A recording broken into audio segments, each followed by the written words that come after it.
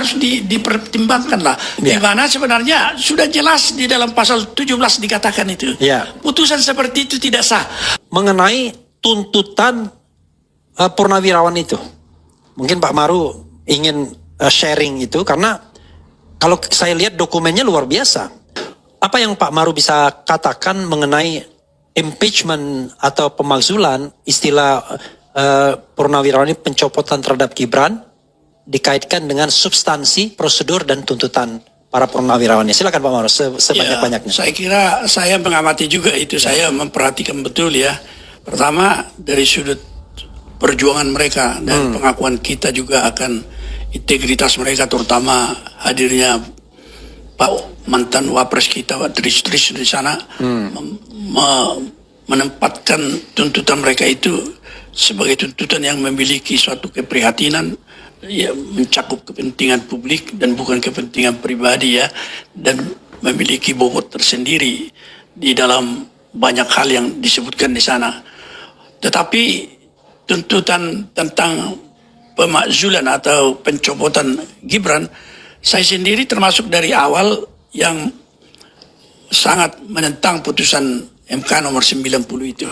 Kalau dari sudut teori maupun dari sudut norma yang ada, itu seharusnya tidak terjadi seperti itu, meskipun misalnya kita melihat bahwa apa yang dissenting yang terjadi itu sedemikian rupa besarnya sehingga kita tidak bisa mengatakan apapun. Tetapi aturan yang harus ditegakkan ketika misalnya majelis kehormatan itu bersidang memeriksa ketua yang ternyata terbukti ada konflik of interest, itu juga harus sampai menyentuh kepada putusan itu dengan mengatakan bahwa putusan itu menurut undang-undang kekuasaan kehakiman, putusan yang dia memiliki konflik of interest tidak mundur, itu adalah suatu putusan yang tidak sah dan harus diadili dengan majelis hakim yang berbeda. Itu yang saya, mungkin anggapan di majelis hakim di Mahkamah Konstitusi bahwa pada saat itu memang satu majelis, beda itu mereka, karena itu ada anggapan bahwa itu berlaku untuk peradilan. Sesungguhnya tidak. Ketika minus Pak Ketua waktu itu diadili lagi perkara itu, karena quorum yang bisa sah di Mahkamah Konstitusi minimal 7, maka itu tanpa kehadiran hakim yang memiliki konflik of interest, itu adalah majelis hakim yang baru, dan kesempatan itu hilang sedemikian rupa sehingga apa yang terjadi itu sampai sekarang kita terima, tentu karena sudah ditentukan begitu. Jadi sekarang lepas daripada kita tidak memilih Gibran waktu itu ya, tetapi sudah oleh MK kemudian KPU disahkan dan disumpah MPR, maka kita melihatnya sudah diterimalah dalam fakta. Tetapi kalau misalnya ada unsur-unsur objektif yang menyebabkan kecemasan daripada generasi tua ini, yang mereka, saya lihat tingkat intelektualitasnya, kalau zaman Pak Harto jenderal itu hebat-hebat itu sebenarnya, kalah kita itu sebenarnya dengan mereka itu. Tetapi itu merupakan suatu dorongan batin dan hati nurani, kita menghargai itu. Tetapi kita tentu saja, kalau dia mendesakkan kepada MPR, tentu dalam pemahaman saya dia harus menempuh itu, maksudnya proses impeachment yang harus dimulai tentunya dari DPR dalam apa yang dikatakan tadi itu, membentuk panitia angket untuk memperoleh data-data dan bukti-bukti.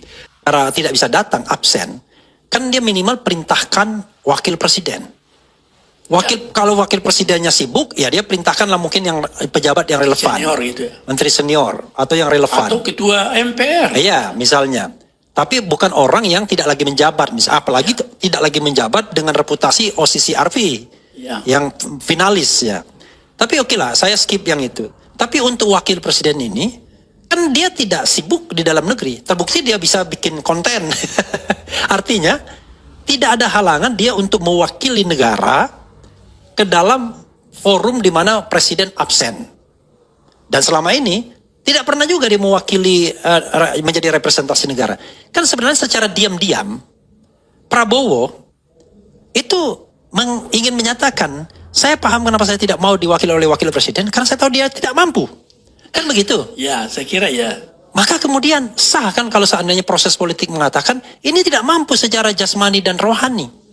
Kalau untuk kata-kata di konstitusi tidak layak, Ya, itu barangkali banyak aspek termasuk tadi iya, iya. soal capability, kan? Iya. Capacity. Iya. Nah, kalau tidak mampu secara jasmani dan rohani, maka kemudian akan ditafsirkan MK kan? Ya, Bahwa secara jasmani belum tentu loh dia layak secara jasmani. Misalnya jasmani itu menyangkut gesture dan lain Ya. sebagainya. Tiba-tiba dilihat kita nggak bisa punya wakil presiden yang gesturnya kayak begini. Karena sebagai sebuah representasi nggak bisa. Atau secara rohani. Nanti aspek-aspek rohani itu dilihat. nah, Itu kemampuan apakah intelektualnya, kemampuan dia menghadapi. Ya, halo teman-teman, kembali lagi dengan saya di channel ini, channel NES 2045. Ya, yang membahas seputar politik ya. Kita di sini tadi sudah melihat ya adanya penyampaian dari Bung Refli Harun dan juga ex hakim ya, hakim MK. Dan kemudian teman-teman, ini masalah tuntutan Forum Purnawirawan TNI yang menuntut Gibran diganti ya melalui MPR atau lewat MPR. Nah, mengapa hal itu disampaikan? Mengapa petisi itu ada, gitu ya? Dan kalau memang ada sesuatu hal yang memungkinkan Gibran untuk dimakzulkan atau untuk diganti atau untuk di-impeachment gitu ya. Ya, siapa yang menggantikan? Ya, memang mestinya kita mengetahui banyak gitu ya. Banyak yang mungkin pengalaman lebih luas, ya, sekolahnya, pengalamannya, dan sebagainya.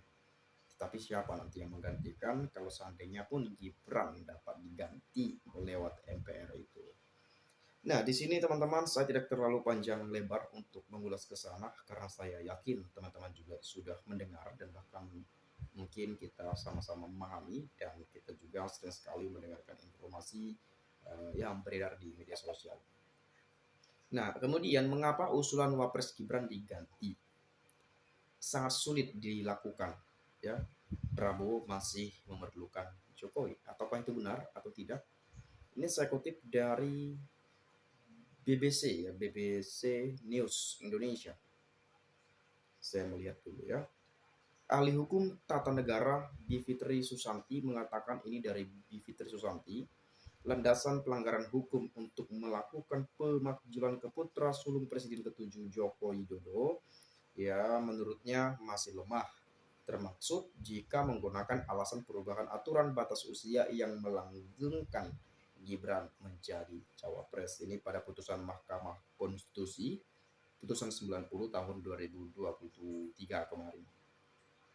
Gibran itu berdua sama Prabowo dalam setiap proses pilpres lalu. Jadi nggak mungkin Gibran saja dianggap salah, kecuali kalau misalnya nih Gibran tertangkap sendirian melakukan perbuatan tercela, misalnya mabuk atau misalnya dia korupsi sendirian, itu baru kuat. Tapi lagi-lagi itu juga tidak mudah, kata Bivitri ke BBC News Indonesia pada Senin 28 April ya. Dari sisi politik, pengamat politik dari Badan Riset Inovasi Nasional, Firman Nur pun melihat peluang pemakzulan Gibran sangat kecil. Nah, jadi sangat kecil ya pemakzulan Gibran ya. Kalau melihat pada putusan MK pada perubahan batas usia pada saat itu ya, atau syarat usia. Prabowo itu masih melihat Jokowi sebagai satu elemen penting dalam dunia politik yang tidak bisa ditinggalkan, manakala dia ingin nyaman dan langgeng berkuasa, kata Firman. Sebelumnya, Forum Purnawirawan Prajurit TNI mengusulkan agar Majelis Permusyawaratan Rakyat atau MPR mencopot Gibran dari jabatan orang nomor 2 di Indonesia. Mereka memandang keputusan MK tentang pasal 169 Undang-Undang Pemilu yang membuat Gibran dapat menjadi cawapres telah melanggar hukum acara MK dan Undang-Undang Kekuasaan Kehakiman. Menanggapi sikap Forum Purnawirawan Prajurit TNI itu, Penasihat Khusus Presiden Bidang Politik dan Keamanan, Wiranto, mengatakan Presiden Prabowo tidak dapat memberikan respon secara spontan atas usulan itu karena perlu mempelajari secara cermat isi dari setiap poin yang diajukan. Sangat-sangat sulit dari sisi tata negara. Ini dari sisi tata negara ya. Pemberhentian presiden dan atau wakil presiden diatur dalam Undang-Undang Dasar 1945. Pasal 7A dalam Undang-Undang Dasar menjelaskan pemberhentian dapat dilakukan apabila mereka terbukti, dengan tanda kutip ya, terbukti telah melakukan pelanggaran hukum berupa pengkhianatan terhadap negara, korupsi, penyuapan, tindak pidana berat lainnya, atau perbuatan tercela, maupun apabila terbukti tidak lagi memenuhi syarat sebagai presiden dan atau wakil presiden. Ini dari segi hukum tata negara gitu ya. Tapi kalau misalkan gini ya, tadi perbuatan tercela atau apapun itu, ya kalau misalkan Fufu Fafa, memang ini kan isunya Fufu Fafa itu kan milik Gibran, yang memang isi-isinya itu ada menghina, ya, memaki, membuli atau menjelekan orang lain atau menghina atau apapun lah itu ya. Barangkali itu kalau benar isu itu punya Gibran ya bisa saja gitu ya. Karena ini mencakup masuk juga nih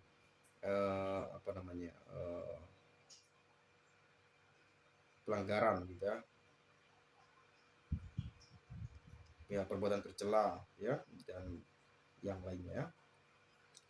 Berkaca pada alasan itu, ahli hukum tata negara Bivitri Susanti menilai sulit mencari rujukan atau landasan pelanggaran hukum yang bisa digunakan untuk memakzulkan Gibran.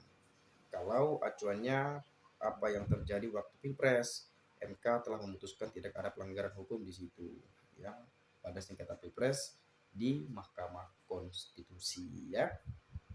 Dia juga mengatakan adanya pelanggaran etika dalam putusan MK nomor 90 tentang batas usia yang melanggengkan Gibran yang jadi cawapres juga masih lemah.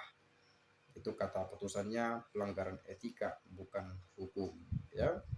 Selain itu, Bivitri juga menegaskan bahwa dalam setiap proses Pilpres lalu, Gibran merupakan pasangan Prabowo, jadi nggak mungkin Gibran saja dianggap salah kalau memacu pada putusan 90.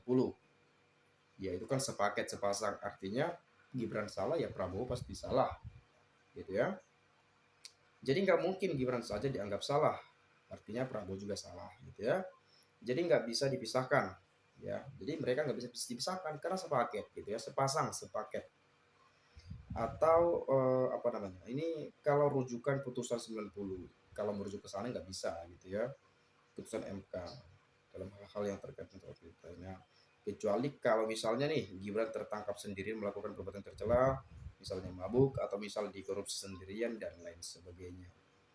Ini pasal 7B ya, pasal 7B Undang-Undang Dasar 1945 menjelaskan bahwa DPR harus mengajukan permintaan ke MK untuk memeriksa, ya, mengadili dan memutuskan pendapat DPR bahwa presiden atau wapres telah melakukan pelanggaran hukum, perbuatan tercela atau tak lagi memenuhi syarat.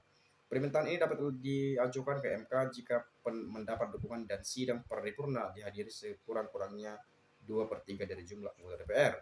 Jika MK memutuskan terjadinya pelanggaran itu, lalu DPR menyelenggarakan sidang paripurna untuk meneruskan usulan pemberhentian ke MPR.